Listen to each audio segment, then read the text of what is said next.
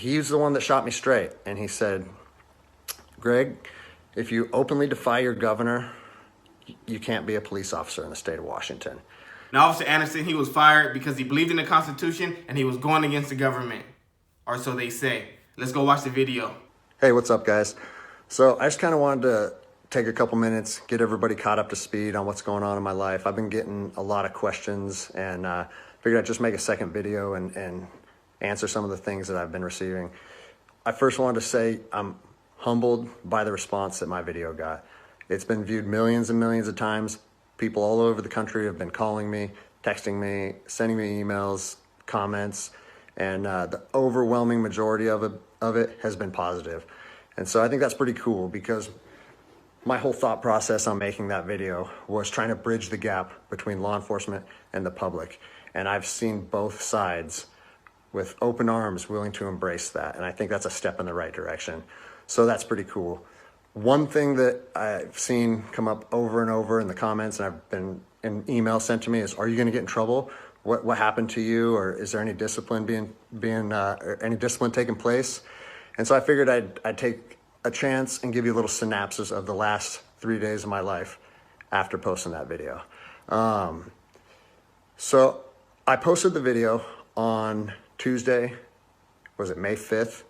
And it took it took a day or two before it really started getting a lot of traction. But the next morning when I woke up on the 6th, I think it was only at a few thousand views.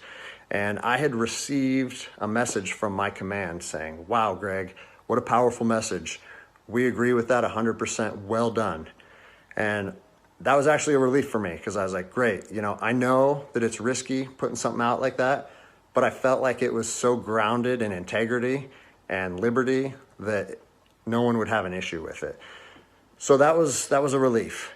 And then fast forward 3 hours later, I get another phone call from my command, and it said, hey Greg, the video's up to 400,000 views. It's time to pull the plug on this thing. And I immediately, it kind of caught me off guard, because I said, why would we want to pull the plug on something that was already acknowledged as a good and powerful message from one law enforcement officer to others? And I said, yeah, that doesn't really make sense to me. I think maybe we should embrace this message and we should share this with other officers. And he said, listen, it's not up to me. I have been directed to tell you to take the video down, and I need to know if you're going to take the video down. And I said, no, I can't take the video down, because if you listen to my first video, the whole message that I was trying to share with people and impart on them is, if you believe in something in your heart, you have to stand by that conviction, even if it costs you everything. And like I said last time, I have 3 little kids. I have this house. I have another house. I cannot afford to lose my job. But after putting that message out there and sharing that with America, and it was so well received, I can't then just say, even though that's what I believe, I'm going to take a step back. I'm going to retract my words, and I'm going to allow my command to prevent me from sharing my heart and my truth.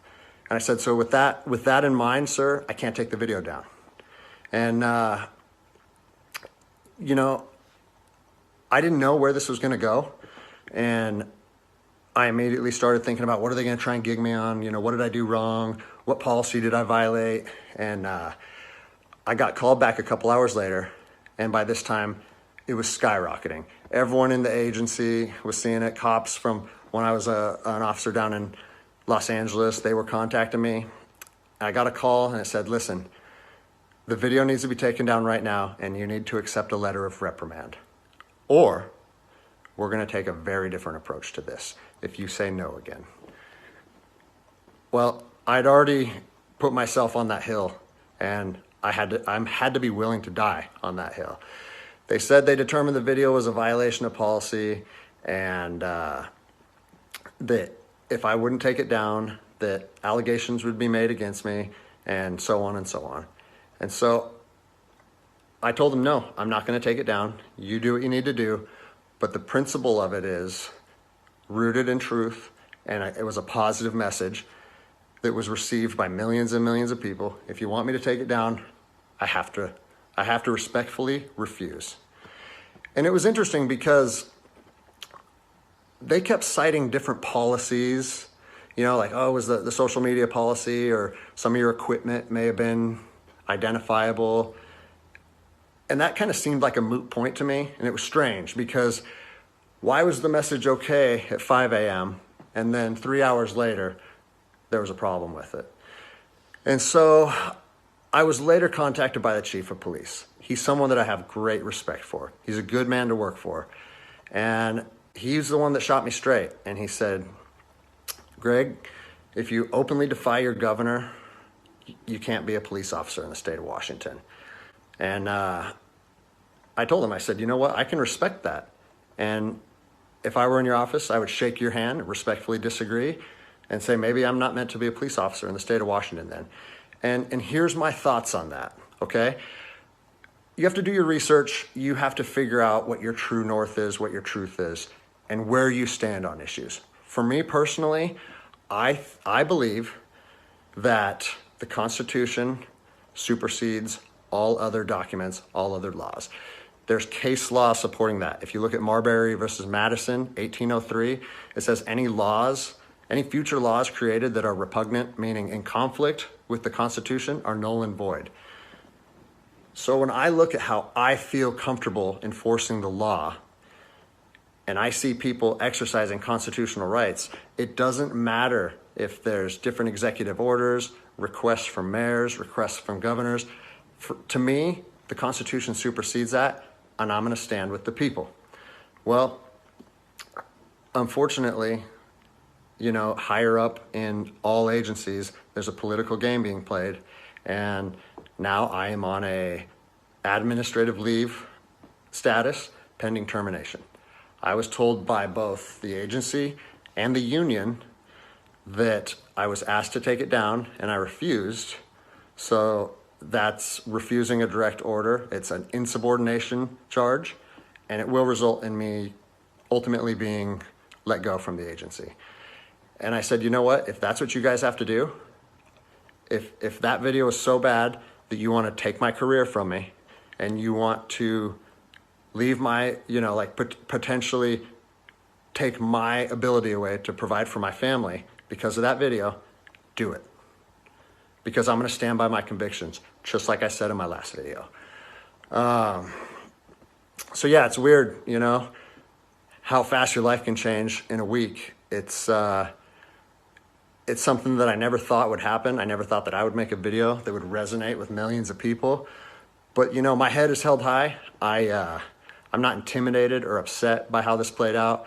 Like I said in my last video, man, I fought in the streets of Ramadi during 04 and 05. I came to terms long ago that my convictions and my beliefs may cost me everything up into my life. And even though it's 15 years later and I'm a police officer in Seattle, Washington, that truth still remains for me.